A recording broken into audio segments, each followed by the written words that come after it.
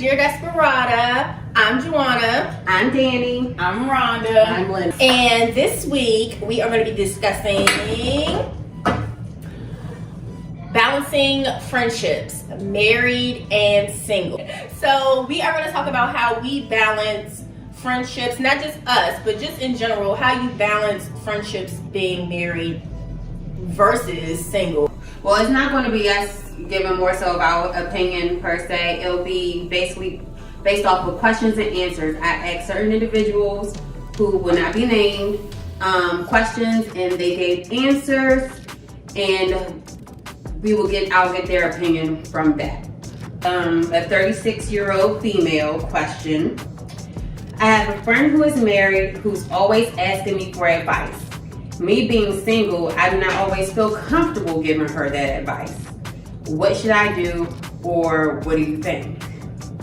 I'm going to take a page out of Rhonda's book and say, even though I'm married, I'm going to speak on the single person's behalf.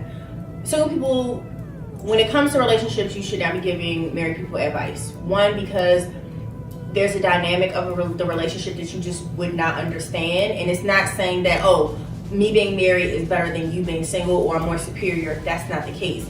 The case is there may be dynamics in the household that you're unaware of. People only tell you what they want you to know. Right. And so so only tell you their side of the story. Right. And so you giving them, her giving me her advice is coming from her perspective, but she doesn't understand how things are, the checks and balances in my household. Mm-hmm. So in that sense, I would say it's okay to give your opinion, or maybe even just give some type of information, but advice is something that I feel like is and that's in all walks, is something that you should tread lightly. Unless it's business, I don't think you should be giving parental advice, relationship advice, any of those types of advice. I think, if anything, just be supportive and be a good listening ear. Well, I actually have a 39-year-old male who totally agrees with you, because he felt, I do believe that single friends should not give married people advice. This is like asking my dentist something I should be asking my cardiologist. Mm-hmm. Like you do not have the proper tools or status to give that kind of advice. Right. And I also feel, to counter that married people shouldn't pull single people into their situation. Yes. Oh, so it goes both ways, because there should be a line and you should not cross that. And I feel like it's okay to vent, because I know sometimes I vent to you guys. Right, that's different, venting. Right. But you and your husband, and then you pull me into it. Right. That's not fair. Right. Because I'm your friend. So you're I'm not his friend. Right. That makes sense. So I can't win that. There's no winning. I can't take that, especially there in front of them. I don't want to be involved in anybody that's married in business. Period. Yeah. Because you're not going to want to take my advice anyway. Because I don't need to be telling you, what's going on in your relationship. So don't ask for my advice. All right. So I have female 41. So I'm happily married, and I have a single friend. When they and I have single friends. When they ask me to do things or go out, I tell them I have to check with my husband first. So, but every time I say it, it seems like they take it as a jab. Is it always necessary to say I have to check with my spouse? So I do have a 37-year-old female who responded to that. Okay. And she said she is single. She said, no, it is not necessary to say that you have to check with your spouse, because we know you're married. Right. But what the friend can do differently is acknowledge that the friend is married and say, hey, if it works for you and your spouse schedule, check with them and let us know if you're free. You don't need to say to your friends, oh, let me check with my husband. Why you just can't say, oh, okay, let me think about you. Let me think about it and I'll get back to you. Exactly. Like it's not I need to talk to my husband, or I need to check in with my boss. Because to me, it comes across like I need to check in with my boss. Let me go check in with my boss. Because the dynamic of our relationship is, if y'all call me and be like, hey, Joanna, we want to go out, I'm going to be like, okay. The first thing I'm going to say is, let me make sure I got a sitter. Right. Or my husband isn't going with us, then he's automatically the sitter. I'm going to just be like, hey, let me let y'all know. I'm going to be the one who say, yeah, let me check in with my spouse, because with my single friends or even my marital friend who wants to, get out or whatever, who can hang out with the single friends, even though that's maybe the case, what me and my spouse got going on may not fit into y'all plans. So let me go check with my spouse to make sure he don't have something planned for us to do, and I'll get back to y'all. Right, that's what I'm saying. I think it's all about wording. I think it's a thing of semantics. It's how you word it. So let me counter that as a single person. I'm not supposed to cause division in your household. Right? But that's not causing division. That's not causing division. Yes, it is. Because when you know that said spouse doesn't want you to go, should not respect that and not even be bothered with it. Am I not respecting your relationship by not causing that problem?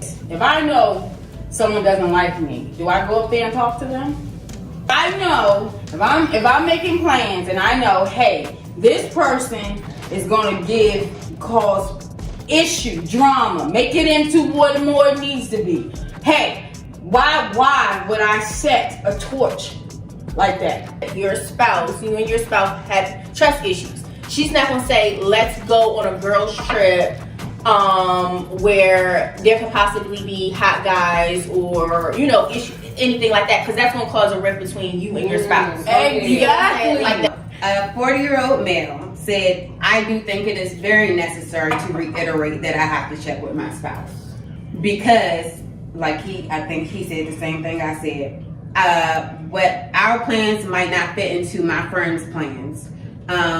I will try to schedule our plans around my friends' plans. I do believe in me time, but I have to make sure that me time doesn't interfere with couple time. Don't get me wrong. When I go out with them, I do say, honey, whatever.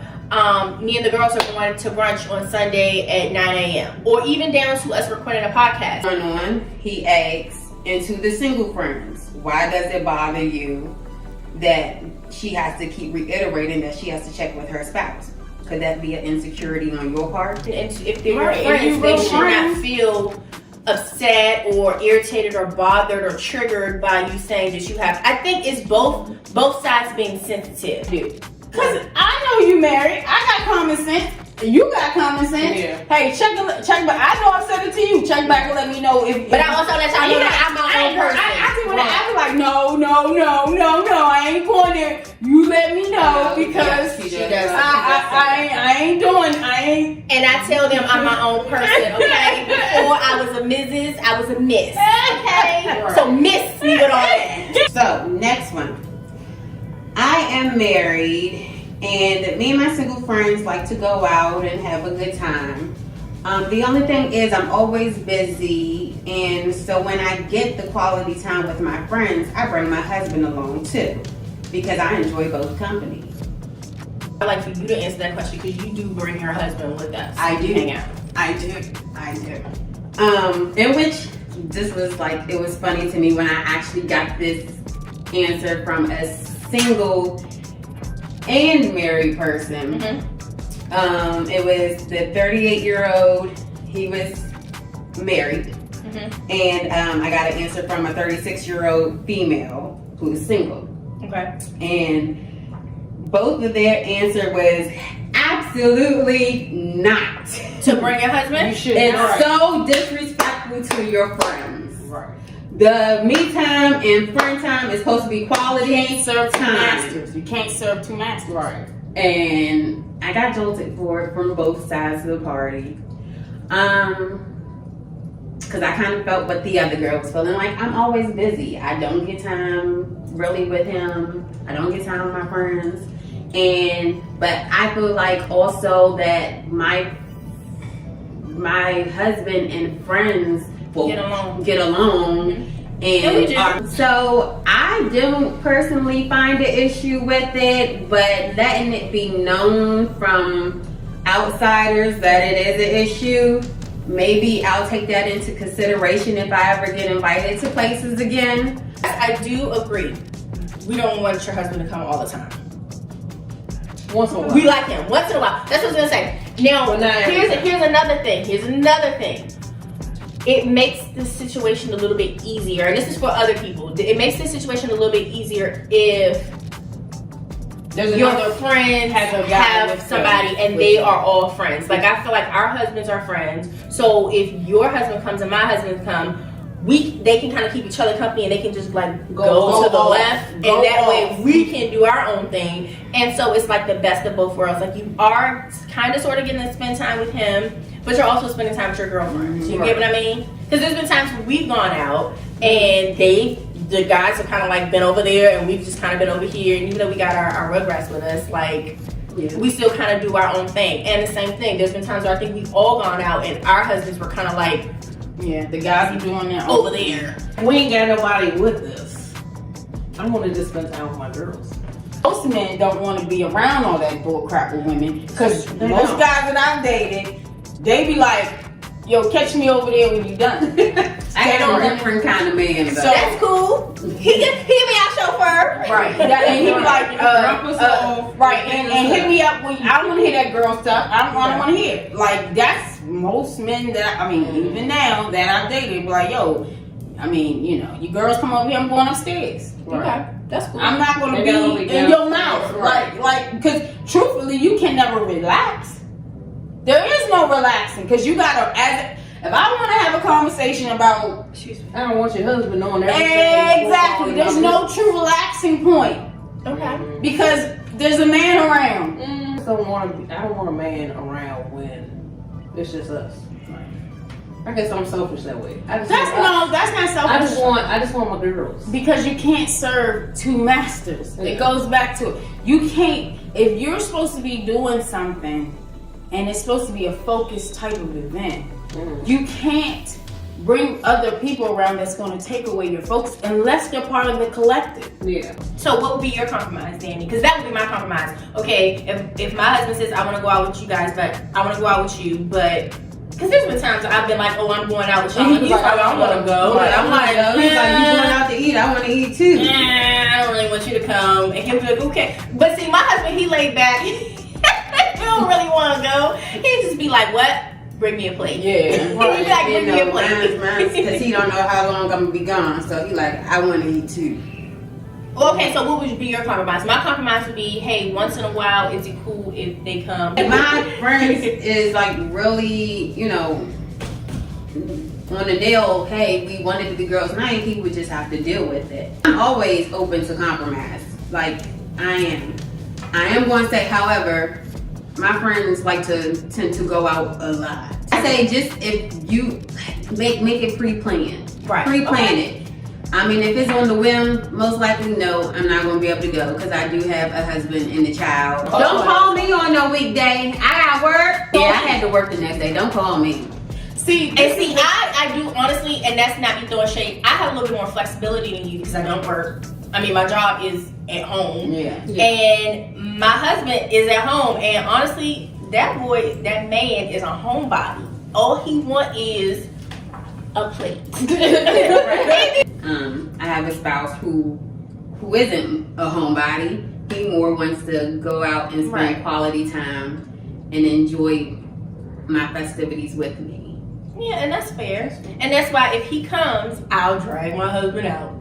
Yeah. I think that it's okay to have friendships and be married and all of these wonderful things, be married and be single, because as long as your friends are respectful of your marriage and you're respectful of their singles, like I don't push getting in a relationship with them.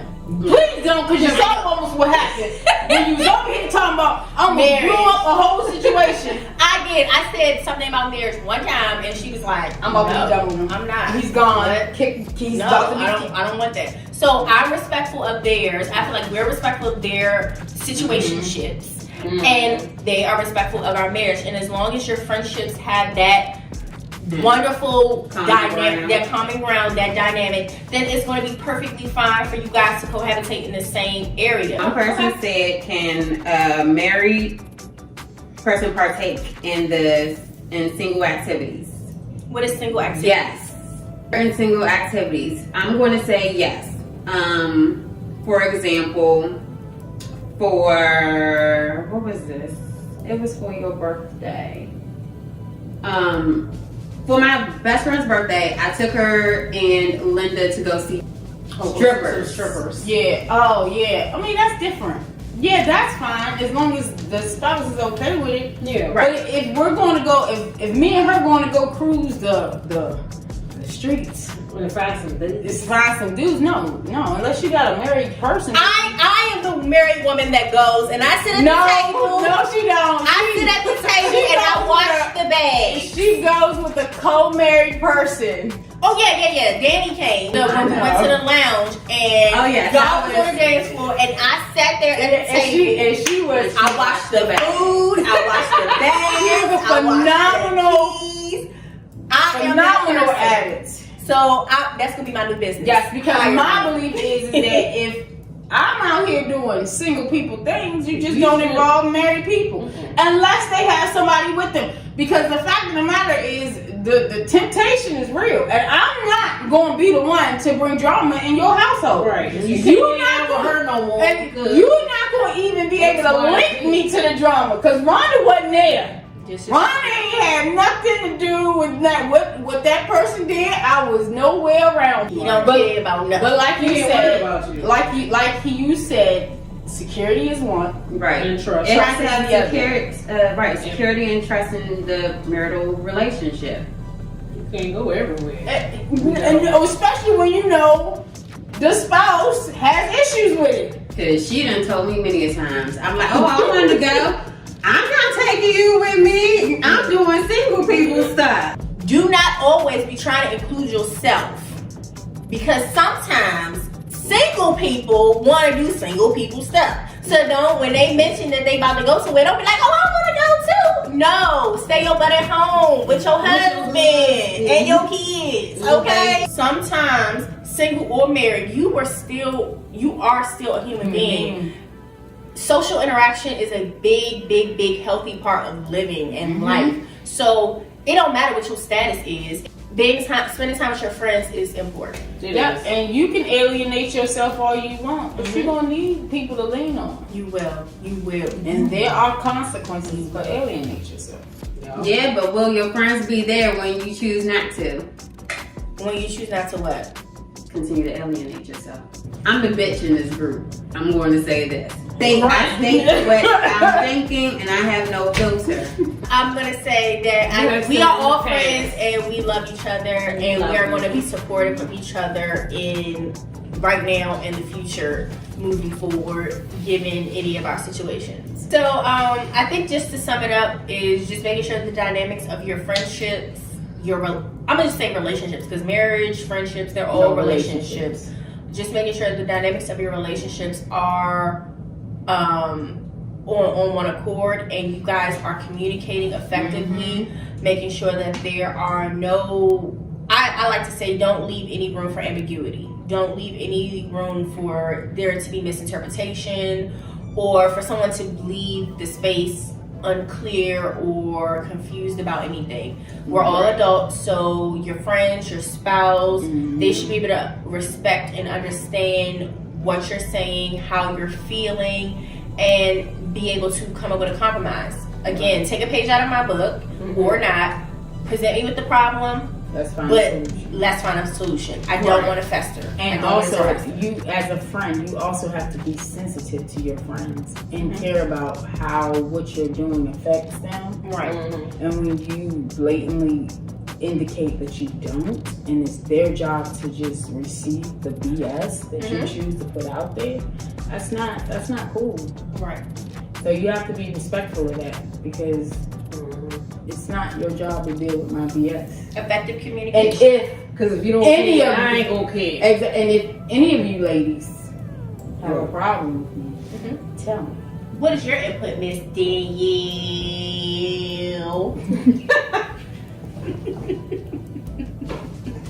I was giving y'all Tiana Taylor. Be kind, rewind. Thank you guys for tuning in to this week of Dear Desperada. Be sure to like us on Instagram, follow us on Instagram, like our videos, and comment in the comment section below letting us know how you work on or how do you guys navigate your relationships. We'll see you next week. Bye.